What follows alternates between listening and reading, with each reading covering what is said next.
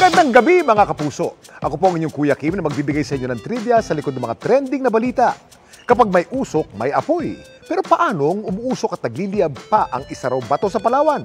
Kahit hindi naman to sinisilaban.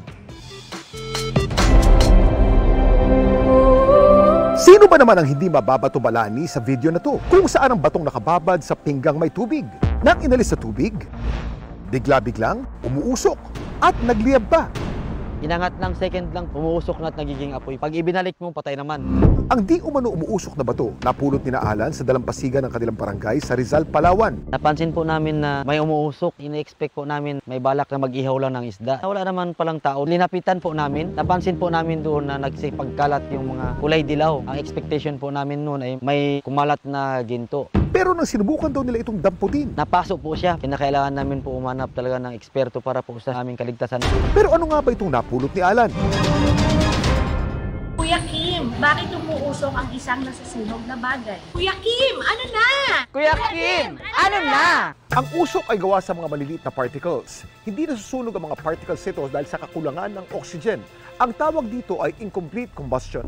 Pero ang napulot nila Alan ay hindi ginto o bato. Ito'y white phosphorus. Most probably ito ay white phosphorus, isang industrially manufactured substance na pinoproduce mula sa bato na may mataas na phosphate content, which is mostly nagko-contain ng mineral na tinatawag na apatite. Pero ang tanong, bakit nga ba umuusok ang white phosphorus pag na-expose sa hangin? Hindi magic yung nangyari. It's a natural process. Ang phosphorus ay very reactive. Pag ito ay in-expose mo sa air at nagkaroon ng oxygen yan, ang kanyang natural reaction ay aapoy siya para mag-form ng phosphorus oxides. Dahil sa katangiang ito ng white phosphorus, ginagamit ito noon sa paggawa ng mga fireworks at ammunition o bala. Pero paalala ng mga eksperto, pag nakakita nito, huwag basta hawakan dahil maaari tayong mapasok. Maaari din ito magdulot ng iritasyon sa balat at damage sa ating atay, kidney, puso at baga. Ang mga white phosphorus namang nakolekta ni Alan, itinurn over na raw nila sa otoridad. Pero alam niyo ba na may lugar dito sa Pilipinas kung saan buong paanan ng bundok ang tila umuusok kahit wala naman sunog?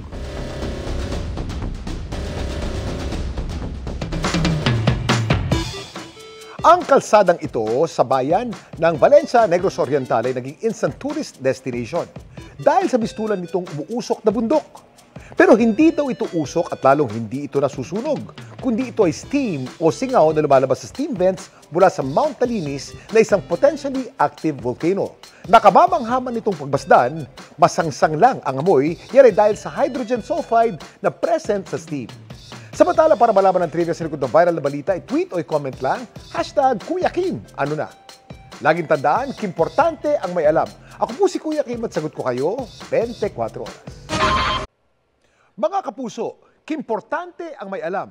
Mag-subscribe sa GMA Integrated News sa YouTube. Para sa mga kapuso abroad, bisitahin ang GMA Pinoy TV at www.gmanews.tv.